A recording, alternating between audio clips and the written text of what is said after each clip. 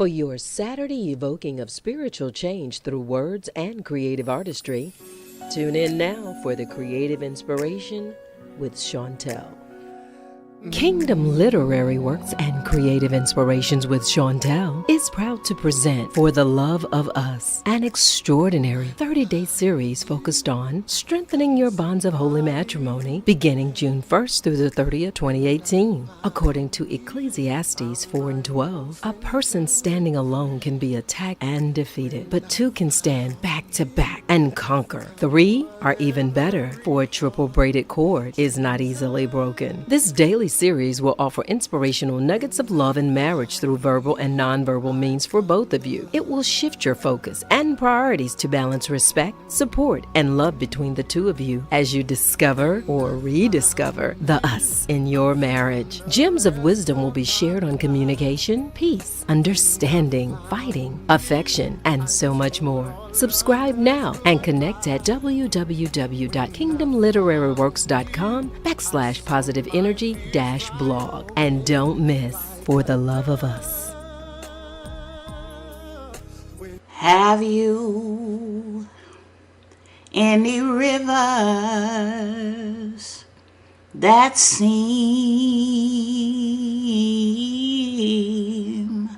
uncrossable? And have you any mountain that you can't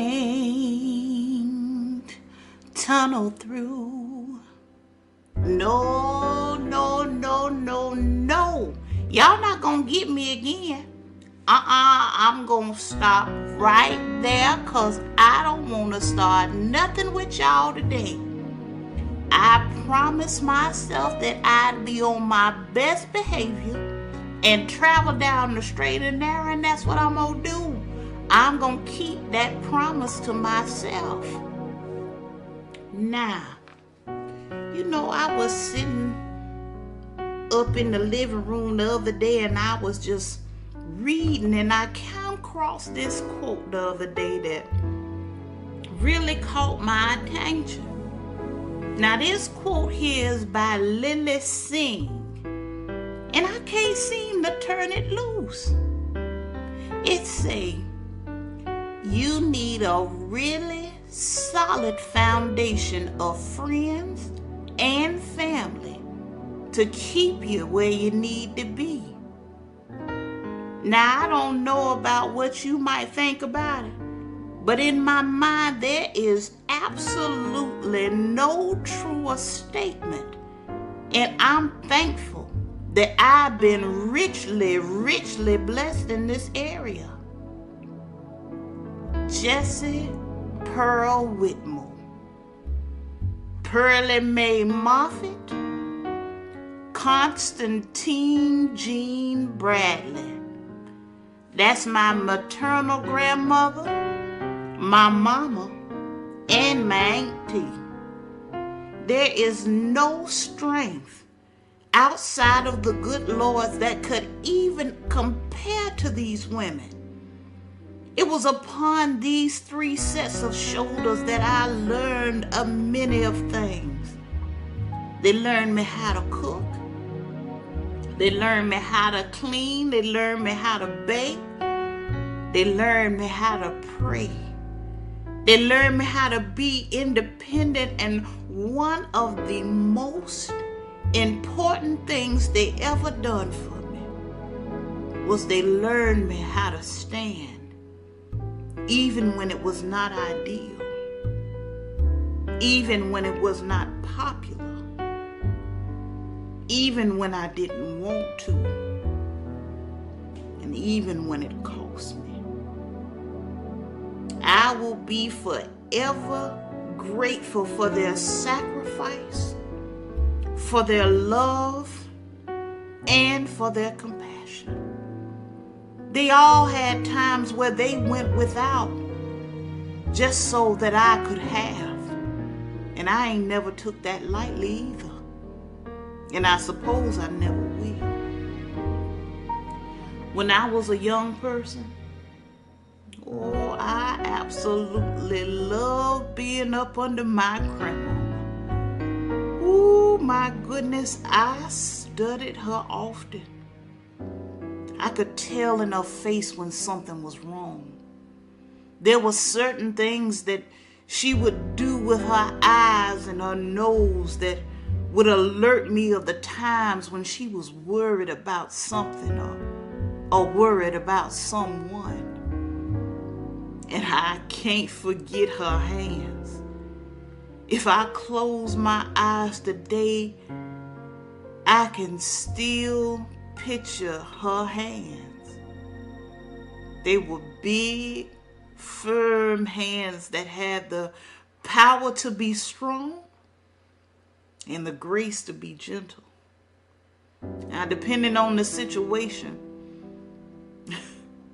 my grandmama was a big old woman. She was tall and solid, and I wanted to be just like that when I grew up. And you know, the Lord granted me my wish too. I admired her so much for her ability and dedication in raising her children, for her nobility in the community, and for her steadfastness in the faith. Now, make no mistake about it, she was no nonsense. How the young people say, she didn't play the radio. And she had been endowed with an abundance of wisdom and of grace, and she did her best to pass that on to her children and her children's children. Now, I've worked hard to grab hold of and exercise many of these attributes that she possessed. Now, my mama was that apple that didn't fall far from the tree. Oh, she was loving and compassionate. She always greeted people with a smile, a hug, and a word of encouragement. Certainly, she was one of the sweetest people you'd ever dare to meet. But for as sweet as she was, she could become just as spicy if provoked. I witnessed her getting loose with somebody one time after they crossed the threshold of her tolerance. And I had to look twice to make sure that was my mama. I tell you what, she was red back and her hands was going every which way, and her eyes were so bugged that they looked like they was about to come out her face. Oh my goodness, that thing made me something nervous. I didn't see her like that on many occasions, but for the times that I did, it was quickly etched in my mind not to ever cross her. But I couldn't have asked for a better mother, though. She took good care of me, of my siblings, and of my daddy. I can't recall ever missing a meal, ever going without, or ever having the lights turned off. My mama was the giver of priceless gifts. Most times they were the eternal ones, which I loved the most. If I had to identify the top 2 best gifts that she gave me, the first would be her introducing me to God.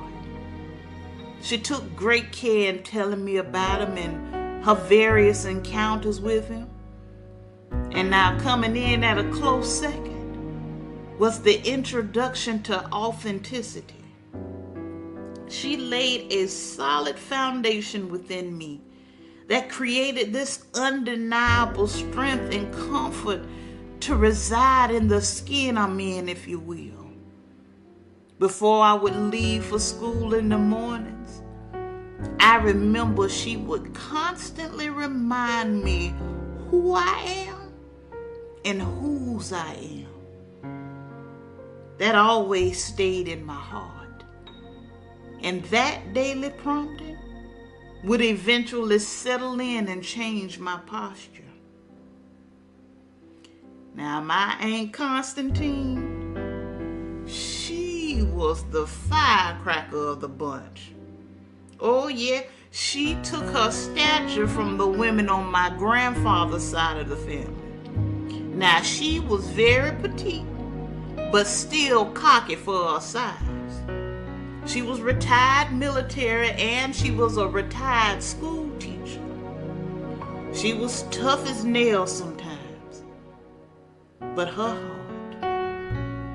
She had a heart that I couldn't believe could be contained in such a small casing. Because of her many adventures throughout life, she was an amazing storyteller. Oh, yes, indeed. She was captivating, demanding, and inspirational in her approach. She had encountered and endured much over the years. So I was always intrigued when she opened her mouth. And you talking about somebody who was witty? Oh, my gracious. Just like she hadn't gone to school for it. I mean, before folk could get what they had to say out good, she was already spewing her comeback. She was never malicious with it, though. She just enjoyed having fun and making other people laugh. I'll never forget that about her. When I leave her presence, either my cheeks or my belly would have this level of soreness from all the laughter that I had released in her presence. Even if nothing was wrong, I always felt better after having kept company with her. Growing up, I can remember spending time with my cousins, and all the girls would take turn being either grandmama, my mama, or Auntie Constantine. For young people, we had really been pretty diligent in our observation of them. We had their voices, their animation, their mannerisms, everything down pat. Well, as life would have it, they caught us one time. Honey, my heart sunk down into the pit of my belly. I was sure we was going to experience the tanning of the hide. Oh, but I'm happy to say that I was wrong. They actually laughed, and heartily at that. They had no idea that we could model each of them in that manner. That was the first time I was told that imitation is the best form of flattery. I've not forgotten that, and not sure that I ever will. I can remember when I was about 26 years old and I was pregnant with my first child, and by this point, Roy and I had decided that we wanted to move away and start out a new life, if you will, on our own turf. And so as time was approaching and I was getting closer to delivering my baby, reality started setting in, and I become nervous, and I didn't know what I was going to do or what I was doing for that matter. I just wanted to be as good of a mama as my mama was. As good of a mama as my grandmama was. And as good of a mama as my Aunt Constantine. I just wanted to do the right thing. Wanted to be the best that I could be, you know. And so I was fearful that I wouldn't rise to the occasion. And so one day I was talking with my mama, and she could hear the concern in my voice, and she said, "You know what? We coming by there to see you." And so my mama, my grandmama, and my Auntie Constantine planned the trip, and they came They mentioned that they was going to come and stay with me for a month after I had the baby. Ooh, honey, if I could, I would have leaped for joy, but I was a little bit too large at the time. But I was so thrilled that I would have them on hand to help me take care of my baby and show me what motherhood was all about. Oh, it was about a month out before delivery time, and I was anxious and antsy and all of that, but I was looking forward to that visit with the 3 women that I love more than anything. And so once they arrived, I mean, it was like an assembly line. I never seen nothing like that. They sure did make sure that I got plenty of rest. They figured I must have sure been tired. Soon as the baby cried, here come one of them to pick him up. Here come the other one to burp him. Here come the other one to change his diet. I mean, they was doing all sorts of things, and I was like, am I gonna ever get to hold my own baby? But I realized that they was just showing me the way, and I should be taking notes. And so I did. I sat back and I observed, and once they felt like they had showed me everything, they allowed me to step in and start to do some of the things that they had done, and I started feeling pretty confident. And I started feeling like maybe I won't be too bad at this thing after all. That was a blessed time. It was a blessed trip, and I was already missing them before they was able to leave. I just wondered if I would feel this same level of confidence when they left me. And so the morning came for them to depart and head back to my hometown. And my mama looked at me and she said, I'm proud of you, baby. You're already a wonderful mother. And oh my, we cried that morning and we ate that morning and we just had a wonderful time. And so as they headed back home, I spent that day just bonding with my baby and having a good time and enjoying my new life, my new role. And that night, after I put the baby down to sleep, I called to check on my mother to see if they had made it home safely. And I didn't get an answer, and I just figured, that's all right. Maybe they're sleeping or whatever, so I didn't think any more about it, and I went to bed that evening. And about 3 o'clock in the morning, I got a call from my father with some concerning news. He told me that the flight that my mother and my grandmother and my auntie had been on had crashed.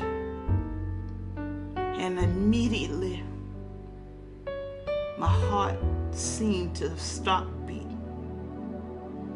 I had all of these questions, and I began feeling lightheaded, and I woke Roy up, and I was just distraught. He hadn't heard any official news, but he also hadn't heard from my mother or my grandmother or my auntie Constantine. And so,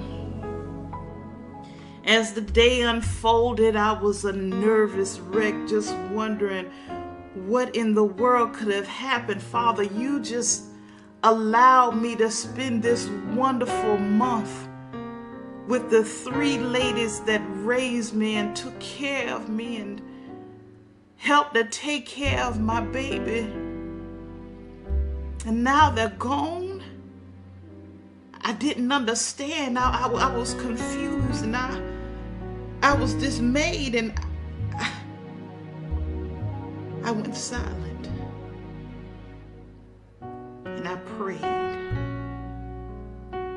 And I could hear the Father say that I specialize in things that are impossible. And all of a sudden I had this sweet peace to rest over me. And that night, when my telephone rang,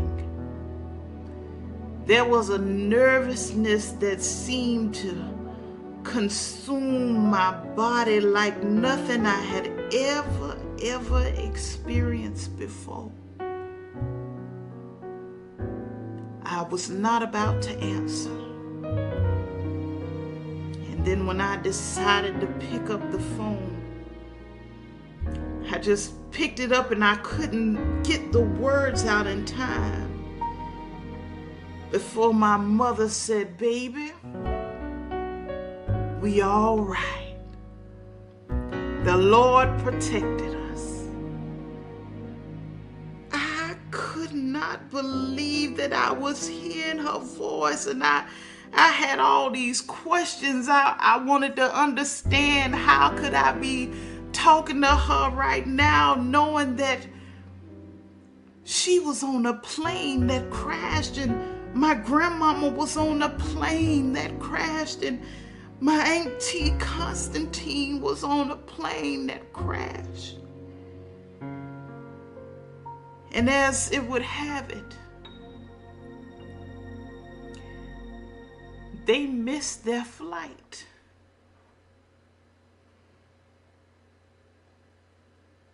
And the Lord took that opportunity to spare their lives. You see, sometimes we find ourselves expensing this energy on things when we don't even know what has happened. And before we know it, we've lost trust in the Father because of a situation that we could see with our eyes. Our faith is decreased. Our hearts are broken. We're heavy laden and burdened down, and we don't even know the end story. I was so happy to know that the Lord had saved my mama, that He had saved my grandmama, and that He had saved my Auntie Constantine. And that day I remember looking through my albums, and I found this song. And that song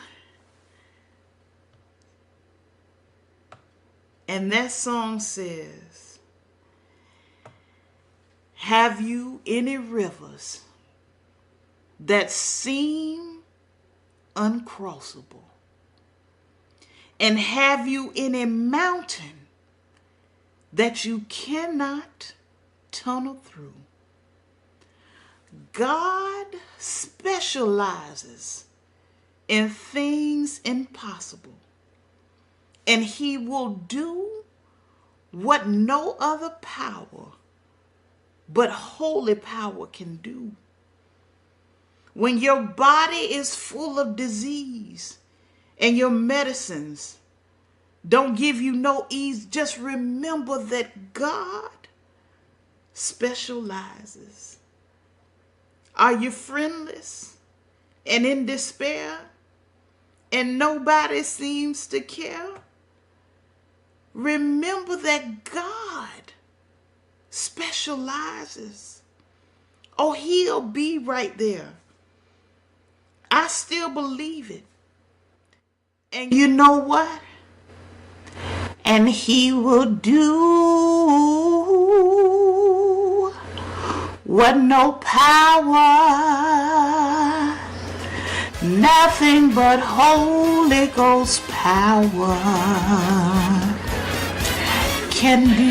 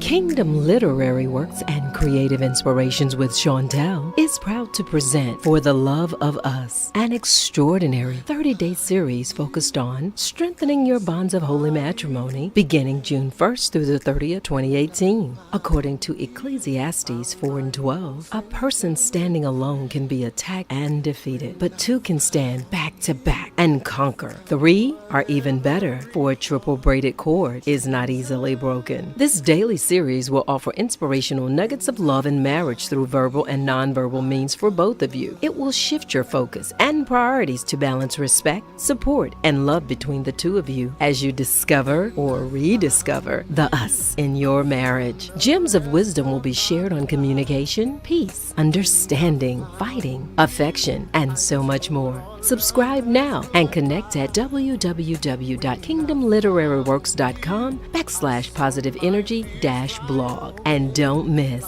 For the Love of Us.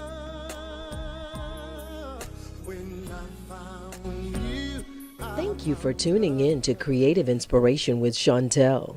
We pray you've been inspired and strengthened. And until next Saturday, be encouraged on the journey. You may contact Chantel at www.kingdomliteraryworks.com.